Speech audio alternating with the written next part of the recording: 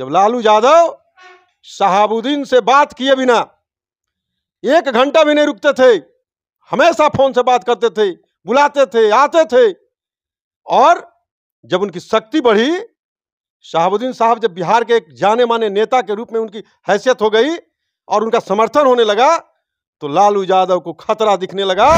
नीतीश कुमार जी 500 करोड़ रुपये का चोरी किए हैं, बंदरबाट किए हैं, जेल जाना पड़ेगा अगर सीबीआई जांच हो गई तो। सीबीआई जांच कराए, मुख्यमंत्री को हिम्मत है तो। अभी कोयरी को सीधे 14% से 4% पर ला दिया।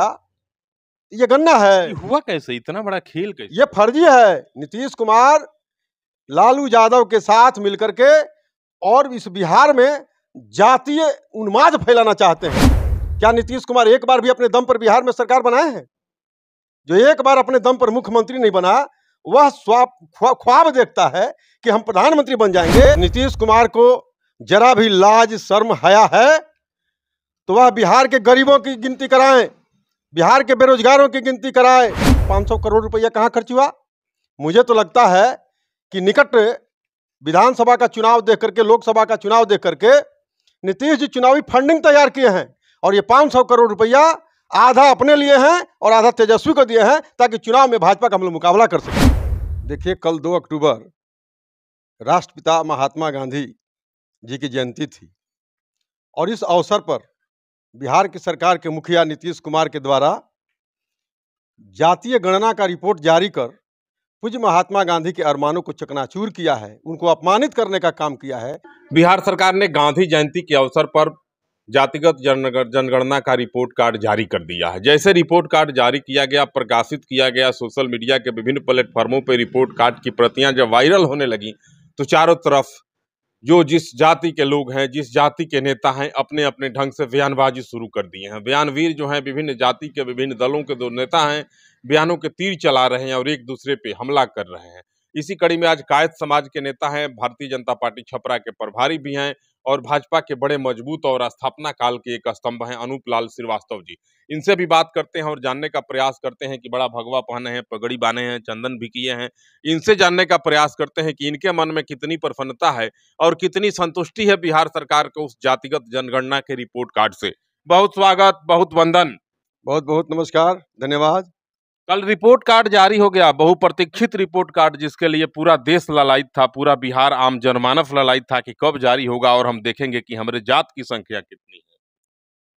देखिए, कल 2 अक्टूबर राष्ट्रपिता महात्मा गांधी जी की जयंती थी और इस अवसर पर बिहार की सरकार के मुखिया नीतीश कुमार के द्वारा जातीय गणना का रिपोर्ट जारी कर पूज्य महात्मा गांधी के अरमानों को चकनाचूर किया है, उनको अपमानित करने का काम किया है।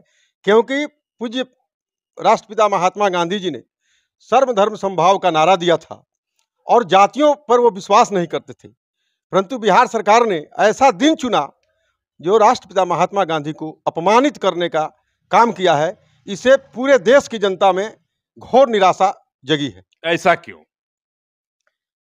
जनगणना कराने के लिए हाईकोर्ट जाना पड़ा, सुप्रीम कोर्ट जाना पड़ा, कई 100 करोड़ राशि खर्च हुई, उसके बाद भी आप कह रहे हैं कि सरकार ने बापू को अपमानित कर दिया।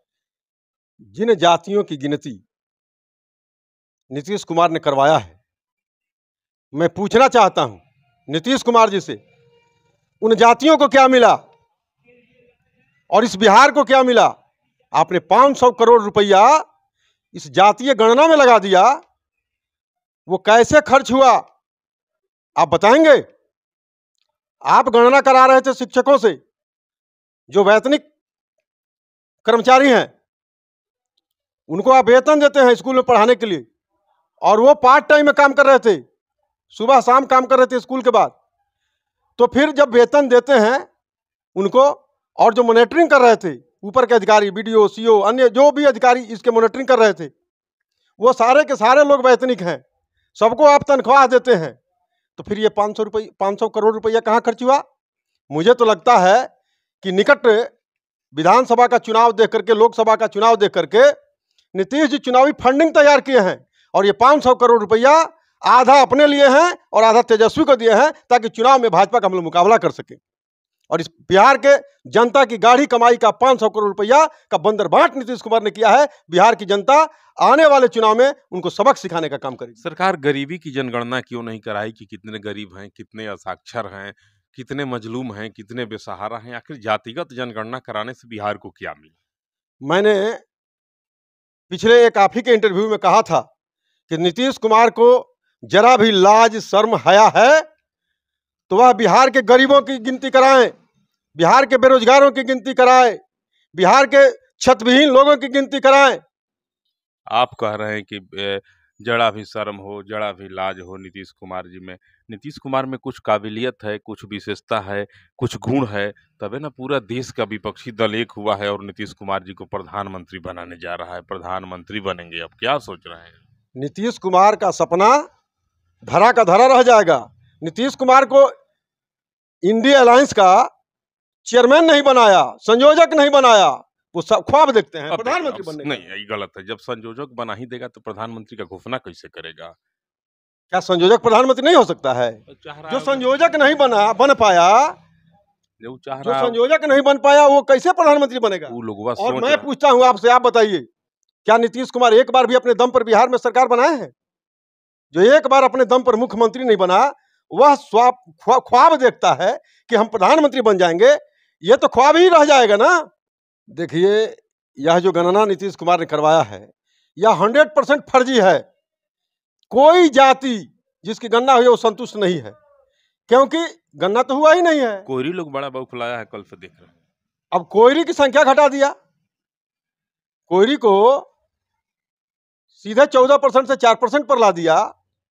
ये गणना है। हुआ कैसे? इतना बड़ा खेल कैसे? ये फर्जी है। नीतीश कुमार लालू यादव के साथ मिलकर के और इस बिहार में जातीय उन्माद फैलाना चाहते हैं, इसलिए जाति की गणना किए हैं। और जाति गिनने से विकास होगा?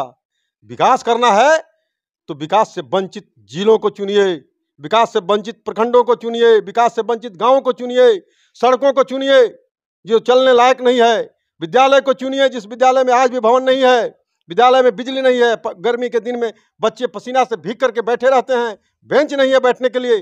ये ड्रामा करने से विकास होगा? विकास की मंशा नीतीश कुमार की नहीं है। नीतीश कुमार की मंशा बिहार को पुनः लूटने की है। आपका चश्मा गलत है। बिहार के मुख्यमंत्री नीतीश कुमार को सुशासन बाबू कहा जाता है और आप कह रहे हैं कि उनका नीति गलत है, विकास नहीं किए हैं। सुशासन बाबू नाम ऐसे ही पड़ गया। उनको कहा जाता है, नारा चला था कि न्याय के साथ विकास। आप कह रहे हैं कि वो विकास नहीं किए। न्याय के साथ विनाश उन्होंने जरूर किया है इस बिहार का।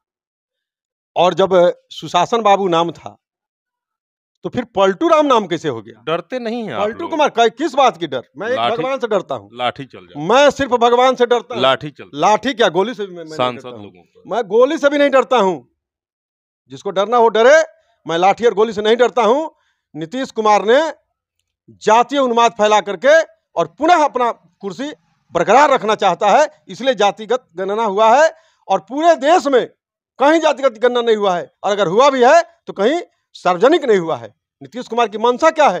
सिर्फ और सिर्फ जातिगत द्वेष फैला करके, जातिगत उन्माद फैला करके और इस बिहार में पुनः सत्ता हथियाना। नीतीश कुमार जी 500 करोड़ रुपये का चोरी किए हैं, बंदरबाट किए हैं, जेल जाना पड़ेगा अगर सीबीआई जांच हो गई तो।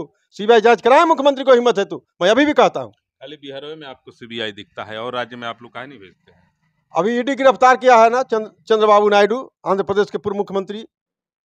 वो भी तो भाजपा अलायंस में थे। भाजपा के विधायक, सांसद और मंत्री भी उस दायरे में आएंगे तो वही नहीं बख्शे जाएंगे। उन पर भी सीबीआई जाएगी, उन पर भी ईडी जाएगी। कितने संतुष्टि है आपको? आपका दिल कितना वाग है? कितनी खुशी है इस अंदर? 56 इंची का है ना? बिल्कुल 56 इंची का। कितना खुशी है इसमें? 1% नहीं है। इतना कर्मचारी लगे बिहार को ठगने का काम नीतीश कुमार ने किया है। जातिगत गणना के नाम पर पैसा ठगा है, 500 करोड़ रुपया बंदरबाट किया है और लोगों को ठग करके और जातीय उन्माद फैला करके और इस बिहार में पुनः सत्ता में काबिज करना चाहते हैं। अब आपको कम दिखाया है तभी ना आपको आरक्षण का लाभ मिलेगा। आरक्षण का लाभ लेकर के आप बहुत आगे बढ़ जाइए। मैं नीतीश कुमार को चुनौती देता हूं। आरक्षण वाले लीजिए, काहे? मैं नीतीश कुमार को चुनौती देता हूं, अगर हिम्मत है और जातीय गणना आपने करवाया है तो पहले अल्पसंख्यक को बहुसंख्यक का दर्जा दीजिए। अल्पसंख्यक का दर्जा समाप्त कीजिए। 18% है, 1%, 2%, 1% से कम लोगों को अल्पसंख्यक का दर्जा दो। ये मुख्यमंत्री बिहार में जातीय उन्माद फैलाना चाहता है, हिम्मत है तो 18% अल्पसंख्यक होता है कि 2% अल्पसंख्यक होता है, 1% अल्पसंख्यक होता है। 18% को अल्पसंख्यक का दर्जा समाप्त करके और बहुसंख्यक का दर्जा दे, और जो छोटी छोटी जातियां हैं 1%, 2%, आधा परसेंट, 3%, 4%, उनको अल्पसंख्यक का दर्जा दे। है हिम्मत नीतीश कुमार को?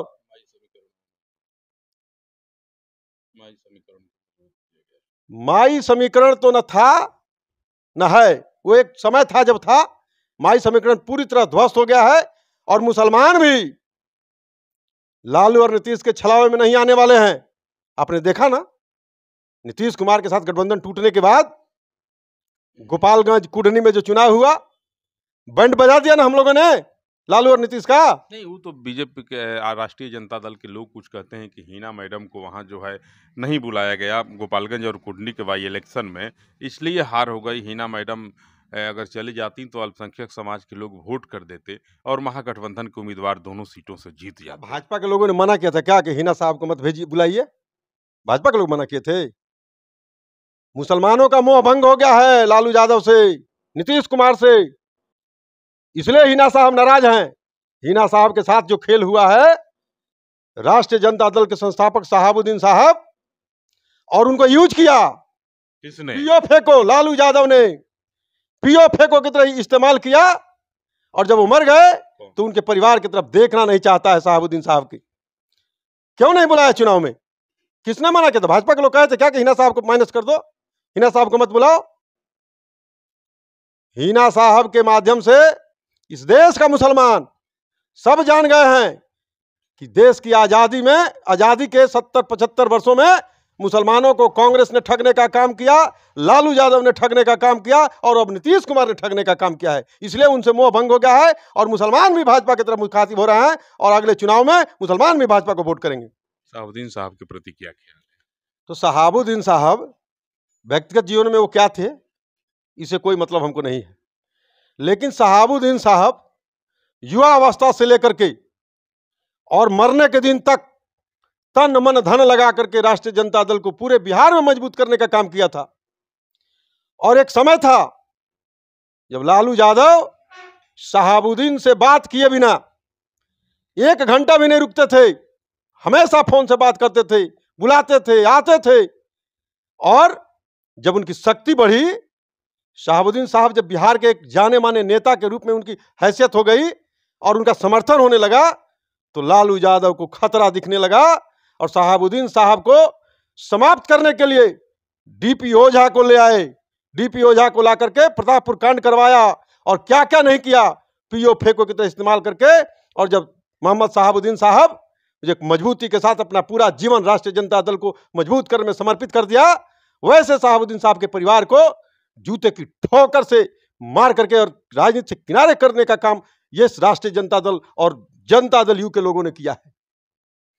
बिहार के मुसलमान सजग हैं, और शहाबुद्दीन साहब का बदला लालू यादव से, नीतीश कुमार से लेकर के रहेंगे। आज मुसलमान समझ गया है कि भारतीय जनता पार्टी के शासन में ही हम सुरक्षित हैं, भारतीय जनता पार्टी के शासन में ही हमको अधिकार मिल रहा है, और भारतीय जनता पार्टी के शासन में ही हमको सब कुछ मिलेगा।